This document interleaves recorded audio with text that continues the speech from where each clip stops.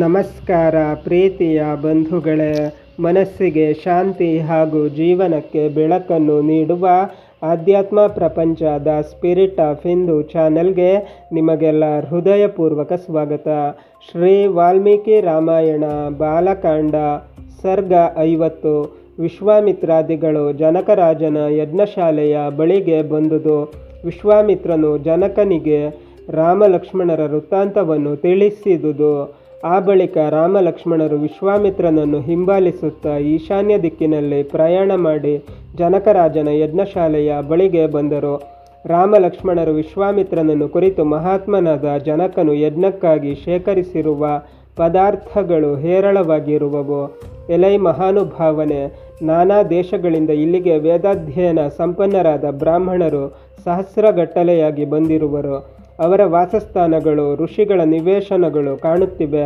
ಅವುಗಳ ಬಳಿ ಅವರು ತಂದಿರುವ 100 ಬಂಡಿಗಳು ಕಾಣುತ್ತವೆ. ಎಲೈ ಬ್ರಹ್ಮನ್, ನಾವು ಎಲ್ಲಿ ಇಳಿದುಕೊಳ್ಳೋಣ ಎಂಬುದನ್ನು ಅಪ್ಪಣೆ ಮಾಡು ಎಂದರು.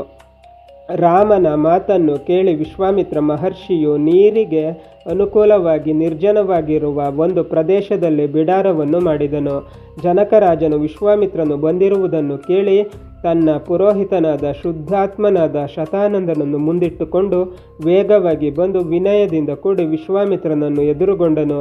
ಋತ್ವಿಜರು ಬೇಗನೆ ಅರ್ಘ್ಯವನ್ನು ತಂದು ಮಹಾತ್ಮನಾದ ವಿಶ್ವಾಮಿತ್ರನಿಗೆ ವಿಧಿ ಪ್ರಕಾರ ಮಂತ್ರೋಚ್ಚಾರಣೆಯಿಂದ ಅರ್ಪಿಸಿದರು.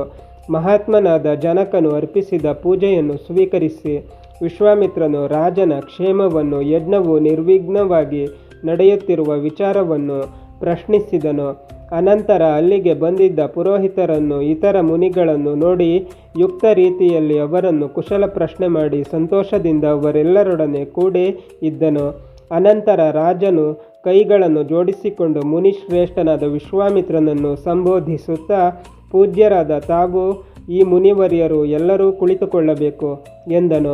ಜನಕರಾಜನ ಮಾತಿನಂತೆ ವಿಶ್ವಾಮಿತ್ರ ಮಹರ್ಷಿಯು ಉಚಿತಾಸನದಲ್ಲಿ ಕುಳಿತುಕೊಂಡನು. ಅನಂತರ ಪುರೋಹಿತರು, ಋತ್ವಿಜರು, ರಾಜನು, ಆತನ ಮಂತ್ರಿಗಳು ಎಲ್ಲರೂ ಉಚಿತಾಸನಗಳಲ್ಲಿ ಕುಳಿತರು. ಅನಂತರ ರಾಜನು ವಿಶ್ವಾಮಿತ್ರನನ್ನು ನೋಡಿ, ಈಗ ತಮ್ಮ ಆಗಮನದಿಂದ ನಾನು ಮಾಡುತ್ತಿರುವ ಯಜ್ಞದ ಸಮೃದ್ಧಿಯು ಸಫಲವಾಗುವಂತೆ ದೇವತೆಗಳು ಅನುಗ್ರಹಿಸಿದಂತಾಯಿತು. ಪೂಜ್ಯರಾದ ತಮ್ಮ ದರ್ಶನದಿಂದ ಈಗಲೇ ನನಗೆ ಯಜ್ಞಫಲವು ದೊರಕಿದಂತಾಯಿತು. ಎಲೈ ಮುನಿವರ್ಯರೇ, ನನ್ನ ಯಜ್ಞಶಾಲೆಗೆ ಋಷಿಗಳೊಡನೆ ತಾವು ಬಂದುದರಿಂದ ನಾನು ಧನ್ಯನಾದೆನು, ಅನುಗ್ರಹಿಸಲ್ಪಟ್ಟೆನು. ಎಲೈ ಬ್ರಹ್ಮರ್ಷಿಯೇ, ಯಜ್ಞವು ಪೂರ್ತಿಯಾಗಲು ಇನ್ನೂ 12 ದಿನಗಳಿವೆ ಎಂದು ವಿದ್ವಾಂಸರು ಹೇಳುತ್ತಾರೆ. ಆ ಅವಧಿಯು ಕಳೆದ ಮೇಲೆ ದೇವತೆಗಳು ತಮ್ಮ ಹವಿರ್ಭಾಗಗಳಿಗಾಗಿ ಬರುವರು. ಎಲೈ ಕೌಶಿಕರೇ, ತಾವು ಅದುವರೆಗೂ ಇದ್ದು ಅದನ್ನು ನೋಡಬೇಕು ಎಂದನು. ವಿಶ್ವಾಮಿತ್ರನಿಗೆ ಈ ಪ್ರಕಾರ ಹೇಳಿ ರಾಜನು ಪುನಃ ಕೈಗಳನ್ನು ಜೋಡಿಸಿಕೊಂಡು ಬಹಳ ಸಂತೋಷ ಮನಸ್ಕನಾಗಿ ವಿನಯದಿಂದ ಇಂತೆಂದನು. ಎಲೈ ಮಹರ್ಷಿಯೇ, ನಿನಗೆ ಮಂಗಳವಾಗಲಿ. ನಿನ್ನೊಡನೆ ಬಂದಿರುವ ಈ ಕುಮಾರರು ದೇವತೆಗಳಂತೆ ಪರಾಕ್ರಮವುಳ್ಳವರಾಗಿಯೋ, ಆನೆ ಸಿಂಹಗಳಂತೆ ಗಾಂಭೀರ್ಯ ವೀರ್ಯಗಳುಳ್ಳ ನಡಿಗೆಯುಳ್ಳವರಾಗಿಯೋ, ಹುಲಿ ಎತ್ತುಗಳಂತೆ ಕಾಣುತ್ತಿರುವರು. ಕಮಲದ ದಳದಂತೆ ವಿಶಾಲವಾದ ನೇತ್ರಗಳನ್ನು ಹೊಂದಿರುವರು. ಖಡ್ಗವನ್ನು, ಬತ್ತಳಿಕೆ ಧನುಸ್ಸುಗಳನ್ನು ಧರಿಸಿರುವರು. ರೂಪದಲ್ಲಿ ಅಶ್ವಿನಿ ದೇವತೆಗಳನ್ನು ಹೋಲುತ್ತಾ ಒಳ್ಳೆಯ ಯೌವನವನ್ನು ಪಡೆದಿರುವರು.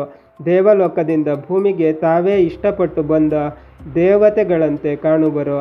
ಈ ಕುಮಾರರು ಕಾಲುನಡಿಗೆಯಿಂದಲೇ ಇಲ್ಲಿಗೆ ಹೇಗೆ ಬಂದರು? ಏತಕ್ಕೆ, ಯಾರಿಗೋಸ್ಕರವಾಗಿ ಬಂದರು? ಎಲೈ ಮಹರ್ಷಿಯೇ, ಶ್ರೇಷ್ಠವಾದ ಆಯುಧಗಳನ್ನು ಧರಿಸಿರುವ ಈ ವೀರರು ಯಾರ ಮಕ್ಕಳು? ಗಾತ್ರದಲ್ಲಿಯೂ ನುಡಿಗಳಲ್ಲಿಯೂ ಹಾವಭಾವಗಳಲ್ಲಿಯೂ ಒಬ್ಬರನ್ನೊಬ್ಬರು ಹೋಲುತ್ತಾ ಕಾಕಪಕ್ಷಗಳಂತೆ ತಲೆಗೂದಲು ಹೆಣೆದ ಈ ವೀರರು ಅಂತರಿಕ್ಷವನ್ನು ಚಂದ್ರಸೂರ್ಯರು ಬೆಳಗುವಂತೆ ಈ ಪ್ರದೇಶವನ್ನು ಬೆಳಗುತ್ತಿರುವರು. ಇವರ ವಿಚಾರವೆಲ್ಲವನ್ನು ಕೇಳಲಿಚ್ಛಿಸುವೆನು. ಮಹಾತ್ಮನಾದ ಜನಕರಾಜನ ಆ ಮಾತನ್ನು ಕೇಳಿ ವಿಶ್ವಾಮಿತ್ರನು ತನ್ನೊಡನೆ ಬಂದಿರುವ ಆ ಮಹಾತ್ಮರು ದಶರಥ ರಾಜನ ಪುತ್ರರೆಂಬುದನ್ನು ತಿಳಿಸಿ, ತಾನು ಅವರನ್ನು ಸಿದ್ಧಾಶ್ರಮಕ್ಕೆ ಕರೆದುಕೊಂಡು ಬಂದುದನ್ನು, ರಾಕ್ಷಸರು ಹತರಾದುದನ್ನು, ತನ್ನೊಡನೆ ಅವರು ಒಂದೇ ಮನಸ್ಸಿನಿಂದ ಹಿಂಬಾಲಿಸಿ ಬಂದುದನ್ನು, ವಿಶಾಲ ನಗರಿಯನ್ನು ನೋಡಿದುದನ್ನು, ಅಹಲ್ಯಾದೇವಿಯನ್ನು ಸಂದರ್ಶಿಸಿದ್ದನ್ನು, ಆಕೆಯು ಗೌತಮನೊಡನೆ ಪುನಃ ಸೇರಿದುದನ್ನು ವಿವರಿಸಿ ಜನಕರಾಜನಲ್ಲಿರುವ ಮಹಾಧನುಸ್ಸನ್ನು ಪರೀಕ್ಷಿಸಿ ನೋಡಲು ಬಂದಿರುವರೆಂದು ತಿಳಿಸಿದನು. ಮಹಾ ತೇಜಸ್ವಿಯಾದ ವಿಶ್ವಾಮಿತ್ರ ಮಹರ್ಷಿಯು ಮಹಾತ್ಮನಾದ ಜನಕರಾಜನಿಗೆ ಇದೆಲ್ಲ ವೃತ್ತಾಂತವನ್ನು ತಿಳಿಸಿ ಅನಂತರ ಸುಮ್ಮನಾದನು. ಬಂಧುಗಳೇ, ಶ್ರೀ ವಾಲ್ಮೀಕಿ ರಾಮಾಯಣ ಮುಂದುವರಿಯುತ್ತದೆ. ಅಲ್ಲಿಯ ತನಕ ನಮ್ಮ ಚಾನಲನ್ನು ನೋಡ್ತಾ ಇರಿ. ಎಲ್ಲ ವಿಡಿಯೋಗಳನ್ನು ನೋಡಿ, ಶೇರ್ ಮಾಡಿ, ಲೈಕ್ ಮಾಡಿ, ಕಮೆಂಟ್ ಮಾಡಿ, ಹಾಗೆ ನಮ್ಮ ಚಾನಲನ್ನು ಸಬ್ಸ್ಕ್ರೈಬ್ ಮಾಡಿ.